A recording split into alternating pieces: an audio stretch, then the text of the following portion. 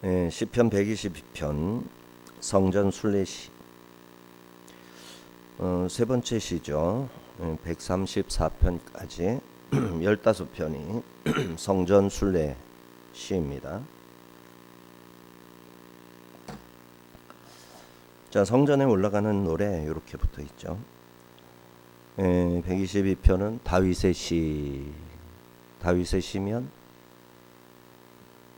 다윗 시대에 노래한 것이니까 솔로몬 이전이고, 솔로몬의 성전은 아직 지어지지 않고 왕궁이 건설된 상태겠죠. 자, 다윗이 예루살렘에 대한 깊은 애정과 신앙적 소망을 담아서 노래하는 시라고 보면 되겠습니다. 또 오늘 본문에 포함된 123편에서는 하나님의 자비에 대해 개인적인 신뢰에서 시작해서 공동체적인 고백을 담아서 노래합니다. 먼저 122편의 1절에서 5절은 순례자의 기쁨을 노래하고, 도착한 예루살렘이 너무 영광스럽다. 다윗은 예루살렘의 왕으로 있으니까 다윗이 순례자라고는 볼 수 없죠. 감정이입을 했겠죠. 순례자들이 성전이 없음에도 수도 예루살렘에 사람들이 모여들고 있는 것을 보면서 너무너무 기가 막히고 감동스러운 거예요. 성전이 다 지어져서 온다면 더 영광스럽고 더 복되겠지만, 그 성전이 없는 상태에서조차, 그러나 법궤가 다윗궁 바로 북쪽에 있는 골짜기에 있죠. 장막을 치고 회막으로. 그리고 제사장이 거기 근무하고 있단 말이죠. 자, 1절 2절에서 시인은 여호와의 집에 올라가자라는 부름에 기뻐하며 예루살렘 성문 안에 발을 딛는 감격을 노래합니다. 하나님께서 임재해 계시는 성산을 향한 순례 여정을 마치고 예배자의 감격을 만끽하는 거죠. 평범한 예배, 평범하다, 이렇게 마음이 편안해지면 예배드리는 감격이, 글쎄 예배드리다가 갑자기 은혜에 사로잡힐 수도 있겠지만, 평범한 일상 속에서는 예배당에 들어오는 기쁨이 그다지 크지 않겠죠. 그러나 예배를 드릴 수 없는 입장에서 목숨을 걸고 하나님 앞에 달려 나오는 거죠. 연탄가스 맞고 죽을 뻔했는데 이제 기어서 예배당 가는 거예요. 같이 누워있던 사람 겨우 살려놓고 살든지 죽든지 버려두고 예배당에 달려가서 새벽기도 하는 거죠. 얼마나 감격스러워요. 그리고 군부대에서 근무를 하다가 새벽기도 시간이 되어서 예배드리러 가자. 이제 탈영을 하는 거죠. 탈영을 해서 남한산성이라고 그랬어요. 붙잡혀 갈 것을 각오하고 예배드리러 가는 거죠. 인생 다 버리는 거죠. 군대에서 남한산성 가면 범죄자로 낙인이 찍히고. 그게 중요한 게 아니라 오늘 내가 예배드리고자 하는 예배당에 달려가겠다. 그리고 달려가는 거예요. 감격이 얼마나 대단하겠어요. 자, 이스라엘 백성이 그렇습니다. 전국이 강원도만한 작은 나라지만 거기뿐만이 아니죠. 이방 지역에 디아스포라로 살아가다가 3대 절기 하나님의 명령을 받아서 특별히 장막절에 예배드리러 가야 되겠다. 머나먼 여행, 한 달씩 2달씩 걸려서 여행을 해가지고 예루살렘에 도착해서 예배를 드린다. 그 감격 지금 표현하고 있는 겁니다. 1절 2절입니다. 사람이 내게 말하기를 여호와의 집에 올라가자 할 때 내가 기뻐하였도다. 예루살렘아 우리 발이 네 성문 안에 섰도다.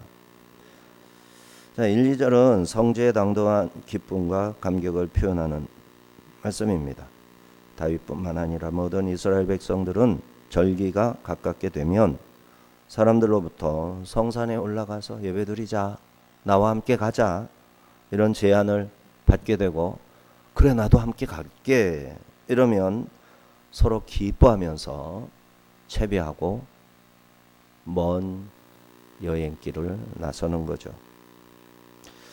이때의 노래가 스가랴서에 이 성읍 주민이 저 성읍에 가서 이르기를 우리가 속히 가서 만군의 여호와를 찾고 여호와께 은혜를 구하자 하면 나도 가겠노라 하겠으며, 스가랴서는 바벨론에서 돌아온 백성들의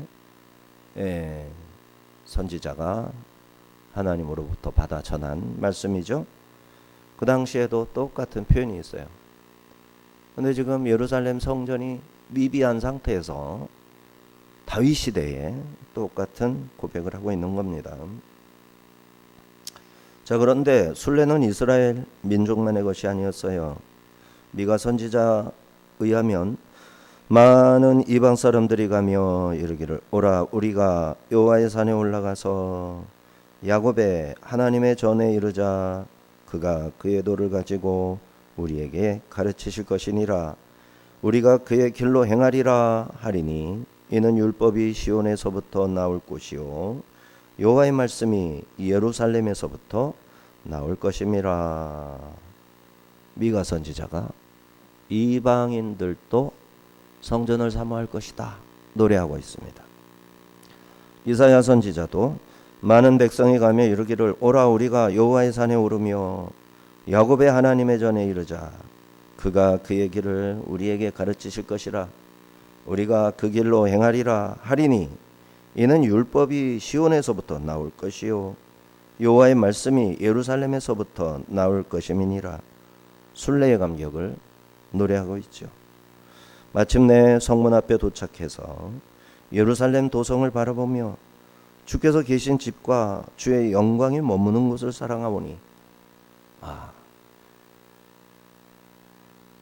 주의 집에 거하는 것이 좋사오니 주의 성전에 문지기로 있는 것이 좋사오니 참새도 주의 전에 제 집을 짓고 사나이다.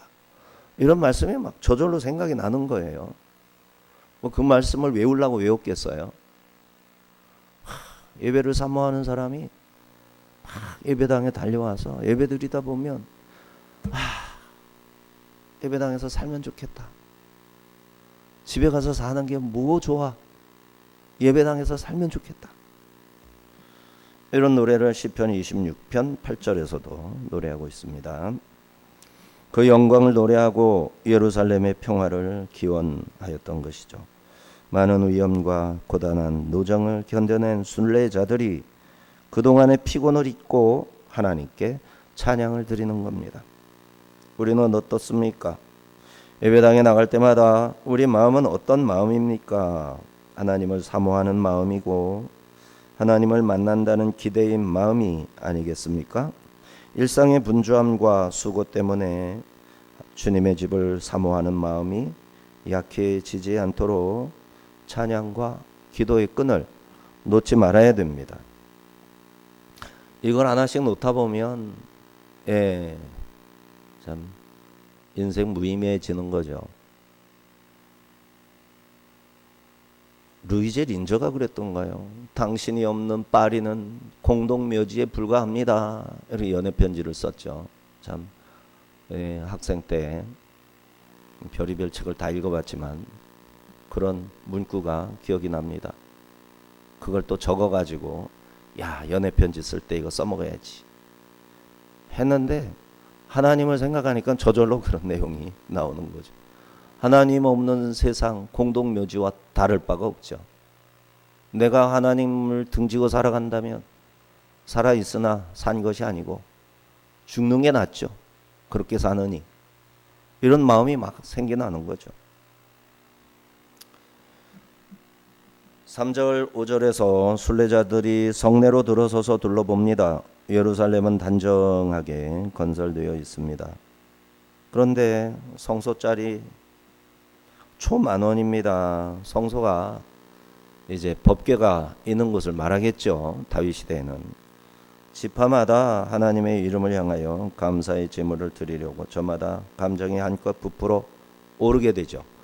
이제 이 시가 이제 느헤미야 시대, 에스라 시대에도 불려지면서 그대로 성전에 올라가는 노래로 선택이 되어서 이제 성전에 가기 전 출발하고 여행길에서 이 시편을 외우면서 하나님의 전을 사모하며 달려가기도 했지만 그 이후에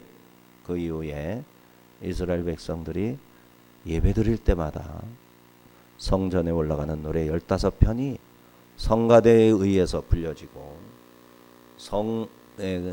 각 지파마다 성가대를 조직해서 찬양도 드리고 하면 거기에서 불려지고 하는 것이죠. 3절 5절입니다. 예루살렘아 너는 잘 짜여진 성읍과 같이 건설되었도다. 지파들 곧 여호와의 지파들이 여호와의 이름에 감사하려고 이스라엘의 전례대로 그리로 올라가는도다. 거기에 심판의 보좌를 두셨으니 그 다윗의 집에 보좌로다. 성전이 없는 시대에 지은 노래니까 다윗 집의 보좌 재판정을 여기에서 말하고 있어요. 네, 그럴 수밖에 없겠죠. 자, 표현하기를 예루살렘은 단단히 결속된 성읍이다. 하나님의 백성이 예배와 공의를 위해 모이는 곳으로 묘사하고 있습니다. 다윗 왕조가 자리 잡은 공의의 중심지, 그것을 초월해서 벌써부터 하나님의 백성들이 하나가 되어 예배 드리는 신앙의 중심지로 묘사가 되고 있습니다. 예루살렘은 성전이 완공되기 이전부터 말씀과 은혜의 원천으로 인정되고 있었던 것입니다. 앞으로 성전이 세워지면 절기 예배에 대한 주님의 명령이 제대로 지켜질 것이겠지만 벌써부터 거룩한 성으로 인정되어 온 백성이 절기를 기억하고 예루살렘을 찾고 있어요. 놀랍죠.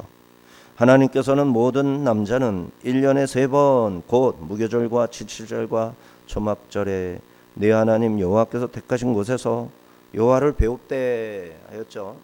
그러니까 성전이 없던, 그러니까 350여 년 동안의 사사시대, 그리고 그 이후에 사울왕 시대, 다윗 시대 40년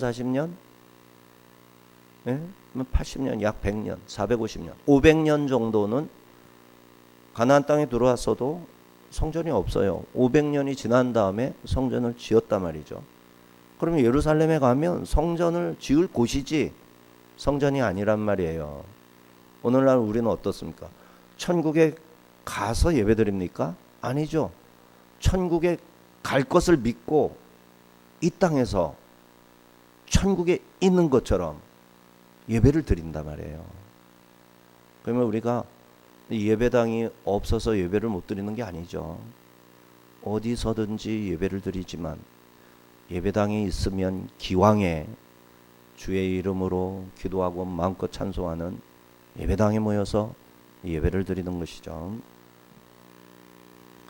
솔로몬이 죽은 후 유다와 이스라엘이 분리되었습니다. 그럼에도 한동안은 북왕국 이스라엘 모든 남자들도 각자의 거주지에서 예루살렘에 3번씩 올라와야 했습니다.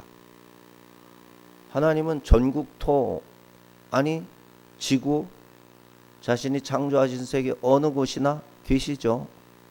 그러나 예배의 장소는 하나님과의 약속의 장소. 그런데 그 약속의 장소의 성전을 짓기도 전에 그 자리를 흠모하면서 사람들이 몰려와서 예배드린다. 몇 달씩 여행해서. 와, 그 마음이 얼마나 아름다워요. 근데 이 마음이 사라지고 가까운 데 있는 우상 숭배 자리, 바알 제단, 아세라 제단, 여기에서 예배드리기 시작하죠.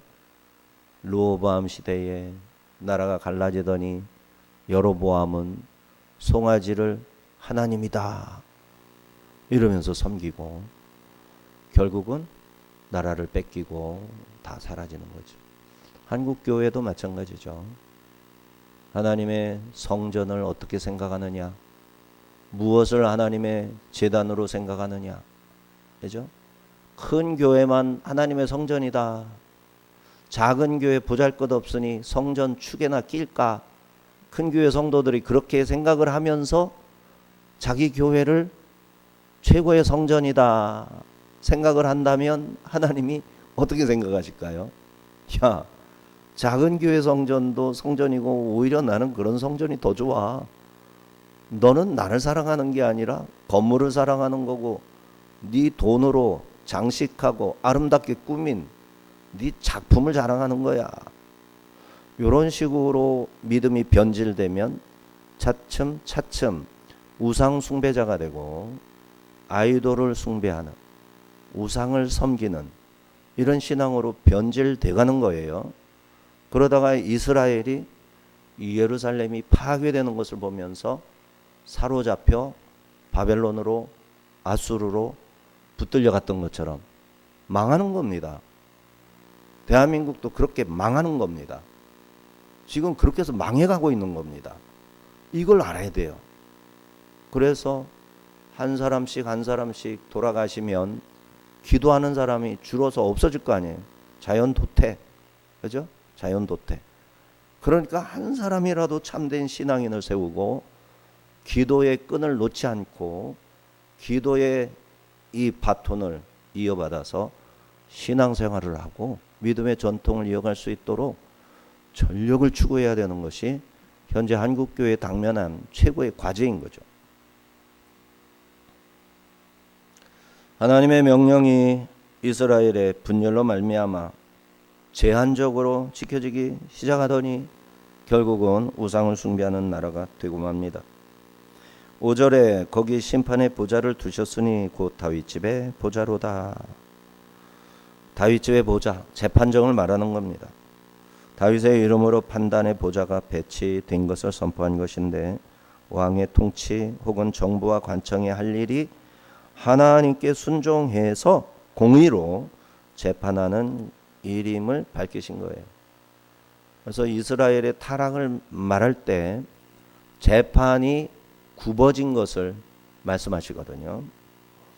오늘날 우리가 어떻습니까? 정치 권력의 이름으로 변질된 정의, 구분 판결 당당하게 시행되고 있는데 정치는 원래 그래. 예. 현 정부를 인정하라는 거예요. 도둑질해서 정권을 찬탈했는데 그것도 정부라는 거예요. 교회가 나서서 정부라는 거예요. 이런 썩어빠진 사탄 편에 서 있는 자들이 신앙인이 맞을까요? 도둑질해서 정권을 강제 탈취한 자가 대통령으로 앉아 있는데 그 앞에 가서 대통령 각하,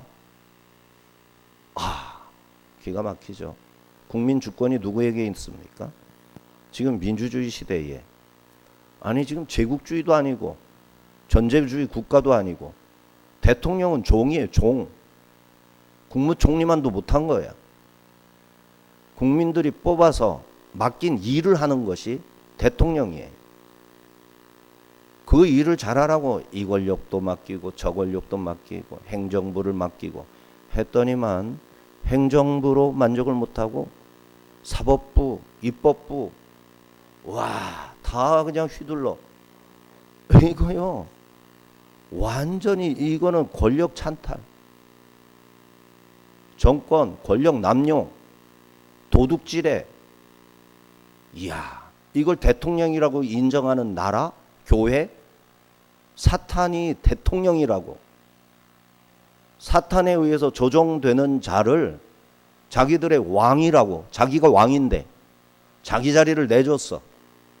자기가 왕인 이유는 하나님이 주신 국민 주권, 이 주권을 끝까지 지켜서 하나님이 왕으로서 이 나라를 통치하게 하나님이 세우신 나라니까 이거를 나에게 맡기고 투표권을 나에게 주셨는데 이 투표권을 도둑질 맞고도 사탄의 종으로 거짓말하고 뺏고 속이고 빼앗아 왕으로 선자를 대통령으로 인정하는 목사가 있다? 그게 무슨 목사야. 말만 목사지. 거짓 선지자가 어떤 게 거짓 선지자예요. 그런 게 거짓 선지자지. 눈을 떠야 됩니다. 영안을 열어서 눈을 떠야 됩니다. 성도들이 목사들을 너무 의존해요. 거짓 선지자까지 의존해 버리는 거예요. 정신 똑바로 차려야 됩니다. 거짓, 불의, 탐욕, 사단의 것이죠. 공의가 무너진 도시에서 더 이상 하나님의 은혜 경험하지 못하고 다 거두어 가십니다. 그러므로 공의로운 왕권이 필요한 겁니다. 왕권은 국민 한 사람 한 사람에게 나누어 준 것이 민주주의인 것이에요. 공의로운 왕권을 가지고 열심히 공부해서 재판관도 되고 국회의원도 되고 어떤 악한 자가 사단의 종이 되어서 독재하지 못하도록 국민 n분의 1로 나누어진 자기 책임을 다하는 것이 하나님이 주신 선물로서의 민주주의, 하나님이 주신 선물로서의 대한민국 헌법. 그런데 이 헌법이 사단의 법으로 계속 개정돼 가고 있는데 교회 다녀서 집사라는 사람이 국회의원 되더니만 몇 년 안 가서 국회의원이 이게 사단의 법에 찬성표를 던지고 기가 막힌 일입니다. 규례와 율법이 반듯하게 세워져야 하나님의 이름을 지킬 수 있는 겁니다. 예루살렘은 선하고 공의로운 왕이 재판석을 베풀고 위엄 있게 하나님의 말씀과 정의로 백성들을 다스릴 때 모두가 사모하는 성산으로서의 예루살렘, 모두가 사모하는 대한민국이 될 수 있는 거죠. 이것이 무너지지 않도록 온 나라가 하나님께 기도하고 자기의 의무와 책임을 다하며 후손들을 가르치고 훈육해야 합니다. 르호보암은 비류들의 권고를 따름으로 하나님의 대리자이기를 거부하고 세상 왕들의 통치권을 취하려 하다가 나라를 분열시키고 말았습니다. 하지만 다윗은 자신의 왕좌가 자기의 통치권을 행사하는 곳으로 삼으려 하지 않고 하나님이 친히 통치하시도록 내가 그 하나님의 통치를 섬기는 자로 스스로를 정체성을 그렇게 생각을 했던 것이죠. 예루살렘이 영광스러운 이유는 그곳이 여호와의 성읍이기 때문입니다. 하나님의 통치가 시행되도록 공의를 실현하는 재판정이 있고 절기마다 여호와의 이름으로 온 백성들이 모이는 나라, 우리 대한민국이 추구하는 나라 되어야 합니다. 이미 멸망하여 없어졌던 나라 하나님께서 다시 세우셨고 복음을 나라의 법처럼 받들도록 은혜를 부어 주셨었잖아요. 이런 모든 은혜, 영광, 자비 잊지 말고 공평과 정의가 강물처럼 흐르도록 모든 하나님의 백성들이 기도하고 찬양하며 예배드리는 나라, 바로 대한민국이 이런 나라 되도록 자기 주권을 지켜 수행해야 하는 것입니다. 자, 6절 9절은 시인이 예루살렘의 평화를 위해 기도할 것을 촉구하는 내용입니다. 하나님의 백성 전체가 영적, 사회적, 물질적 평화를 누리도록 하나님께 구하라 믿는 자에게 명하는 것이죠. 예루살렘의 성벽과 궁전 그리고 형제와 동료를 위해 기도하고 하나님의 집을 위해서 헌신하자 촉구하는 것입니다. 6절 8절 예루살렘을 위하여 평안을 구하라. 예루살렘을 사랑하는 자는 형통하리로다. 내 성 안에는 평안이 있고 내 궁중에는 형통함이 있을지어다. 내가 내 형제와 친구를 위하여 이제 말하리니 네 가운데에 평안이 있을지어다. 나라를 위한 시인의 기도입니다. 평안을 구하고 하나님께서 기업으로 주신 나라, 땅, 마을을 사랑하고 이를 위해 봉사함으로 하나님께 충성하라는 말씀입니다. 그럴 때 성 안에 평안이 있고 궁중, 다윗의 궁궐에도 형통함이 있을 것이다 축복합니다. 이를 가족, 형제, 친구들에게 요청해서 함께 협력함으로써 모두가 평안할 수 있노라 축복하고 있습니다. 하나님의 나라는 주의 정의와 통치로 평화가 임하는 나라이죠. 이를 사모했기에 성육신하신 그리스도를 향해서 천사들이 땅에는 기뻐하심을 입은 사람들 중에 평화, 이런 노래를 불렀죠. 그리고 그렇게 사모했던 참된 도성 새 예루살렘은 종말 때 하늘로부터 1만 2천 스타디온 가로 세로 높이 하늘로부터 내려오는 거예요.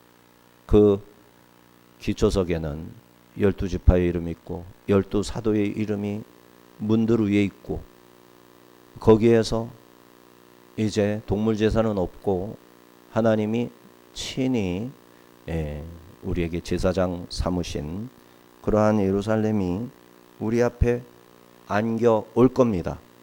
거기 주인공이 돼야 돼요. 이 땅에서 시시껄렁한 것에 마음을 두지 말고 하나님께서 예비하신 완성된 예루살렘, 새 예루살렘이죠. 근데 그 새 예루살렘이 교회를 통해서 이 땅에 부분적이나마 실현이 되어 있어요. 그래서 지금은 새 예루살렘, 교회를 통해서 하나님을 섬기도록 하신 것이죠. 9절입니다. 여호와 우리 하나님의 집을 위하여 내가 너를 위하여 복을 구하리로다. 이렇게 시가 마무리됩니다. 축복을 기원하는 내용으로 전체를 흐르게 했고 예루살렘 성에 대한 기쁨을 노래하였습니다. 이 도성 안에는 하나님의 집이 있고 그 안에 하나님이 계십니다. 그러므로 이 도성을 사랑하고 축복합니다. 우리 하나님 여호와의 집을 나 사랑하거든 너에게 복이 있으라. 하나님의 집을 위한 기원입니다. 뭐가 좀 잘못된 것 같죠?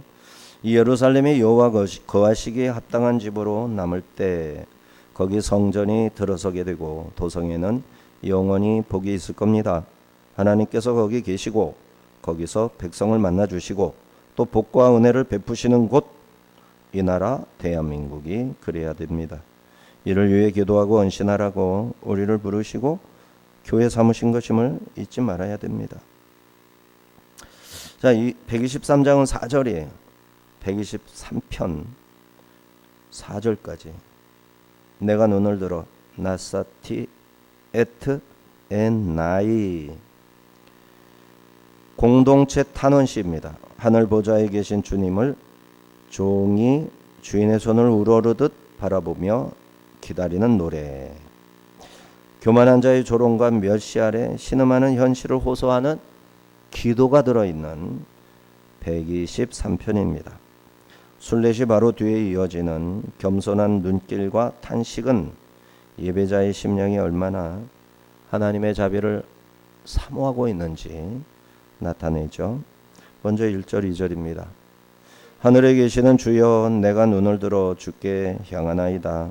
상전의 손을 바라보는 종들의 눈같이 여주인의 손을 바라보는 여종의 눈같이 우리의 눈이 여호와의 우리 하나님을 바라보며 우리에게 은혜 베풀어 주시기를 기다리나이다. 종들이 주인의 손을 주목하는 이유는 주인이 오라면 오려고 주인의 손이 가리키는 곳에서 주인이 시킨 일을 하기 위해 주인의 손을 바라보는 거예요.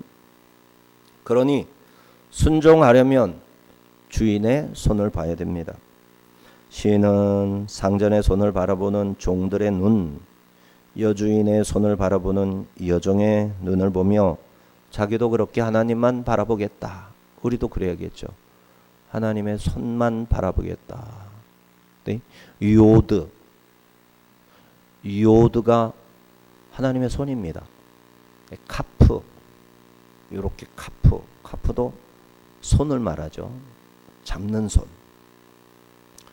요드, 하나님의 능력의 손. 그리고 이어서 하나님께 우리 눈이 여호와 우리 하나님을 바라보며 우리에게 은혜 베풀어 주시기를 기다리나이다.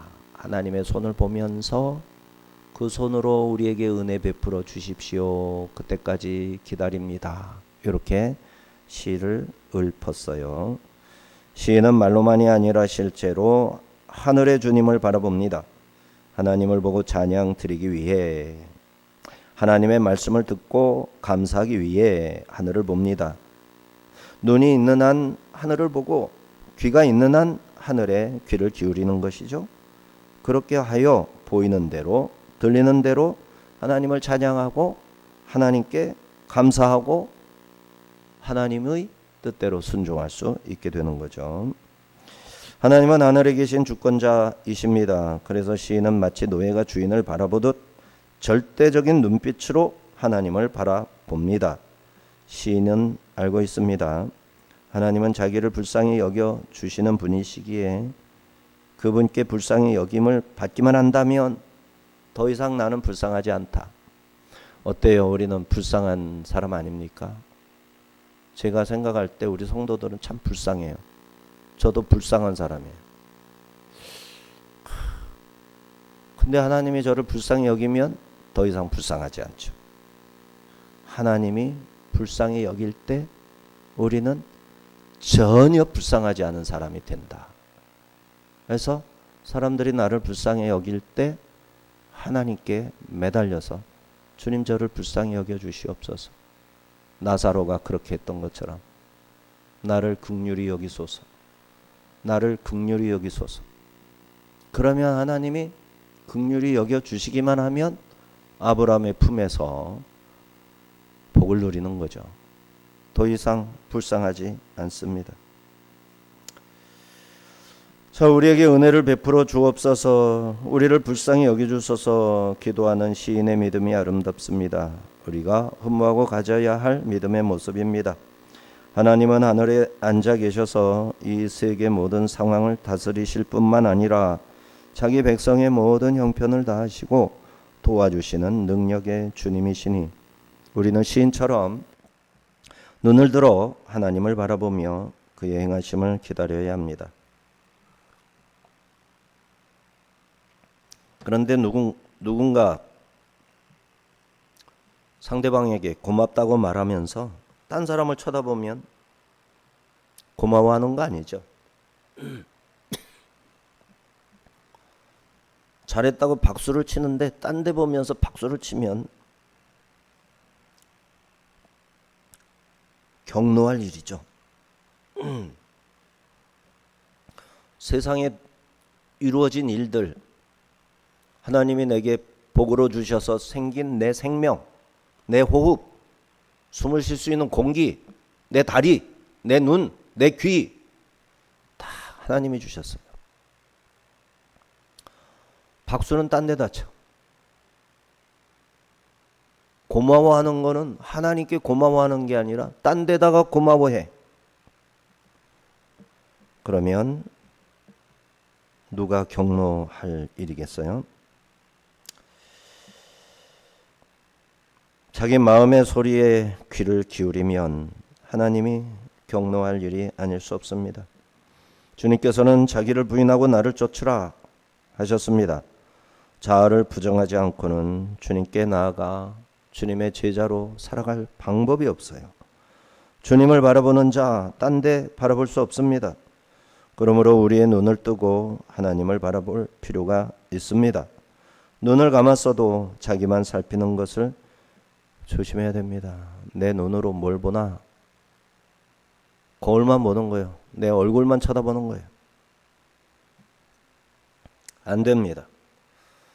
3절 4절입니다. 여호와여 우리에게 은혜를 베푸시고 또 은혜를 베푸소서. 심한 멸시가 우리에게 넘치나이다. 안일한 자의 조소와 교만한 자의 멸시가 우리 영혼에 넘치나이다. 시인이 은혜 베푸시기를 다시 반복하고 또 반복하여 기도합니다. 그리고 공동체가 심한 멸시를 당하고 있습니다. 안일한 자의 조소와 교만한 자의 멸시로 백성들의 영혼이 극도로 쇠약하여 있습니다. 이렇게 기도합니다. 세상의 조롱과 거짓된 성공에 압도되어 하나님의 집을 향한 기쁨과 사랑을 상실할 위기에 처해 있는 겁니다. 오늘날에도 하나님을 믿는 자들은 세상의 깊은 경멸과 혐오 속에서 살아가고 있습니다. 부자들의 비웃음, 권력자들의 탈취, 조롱, 교만한 자들의 끊임없는 업신여김 가운데서 시인이 살아남을 수 있는 길, 끊임없이 자비를 베푸시는 하나님을 바라보는 것 뿐이에요. 우리는 123편의 공동체처럼 세상의 멸시 속에서도 오직 하나님의 은혜만을 간절히 바라보는 시선이 있어야 되겠습니다. 세상이 우리를 조롱하고 멸시할지라도 우리의 눈은 오직 은혜의 보좌를 향해 가야 하겠습니다. 여전히 우리를 향해 그 얼굴을 비추시는 하나님만을 끊임없이 바라봐야 하겠습니다. 그런데 여기서 시인은 1, 2절에서 자비를 기다리는 시선을 말하고 곧바로 현실적 고통, 조롱받는 자신의 현실을 토설했죠. 예배 도입부에서 하나님께 시선을 고정한 다음 회중의 죄와 상처, 억압받는 현실을 토로하는 예배의 상황을 지금 노래하고 있는 거다, 이 말씀이죠. 이로써 시인은 하나님을 신뢰하는 자들이 예배를 통해 은혜의 하나님께 나아가 그의 품에서 위로와 안식을 얻는 것이 예배자의 특권임을 이 시로서 표현을 하고 있어요. 그러므로 우리는 하나님의 자녀로 그의 은혜를 확신하며 우리의 쇠약한 영혼에 은혜를 채워달라고 간절히 기도해야겠습니다. 자, 122편에서는 예루살렘을 향한 사랑과 기쁨을, 123편에서는 멸시 속에서도 하나님께 눈을 둔 공동체의 기도를 살펴볼 수 있었습니다. 오늘 우리의 현실도 크게 다르지 않습니다. 우리는 지금 교회를 향한 사랑이 약해지고 믿음의 열정이 식어가는 시대를 살아가고 있습니다. 그러나 본문은 분명히 말합니다. 교회를 사랑하고 평안을 구하며 하나님의 성전을 사모할 때 형통할 것이다 말씀합니다. 멸시와 고난 속에서도 눈을 들어 하나님만 바라볼 때 은혜가 임하는 것입니다. 그러므로 오늘 우리는 다시 믿음의 열정을 회복해야 하겠습니다. 예배를 사랑하고 교회를 위해 기도하며 하나님의 은혜를 기다리는 진실한 그리스도인으로 살아가야 합니다. 나의 도움은 천지를 지으신 여호와께로다. 이 믿음을 붙들고 기도하며 교회를 사랑하고 하나님의 은혜를 기다리는 순례자로 살아가시기를 축원합니다.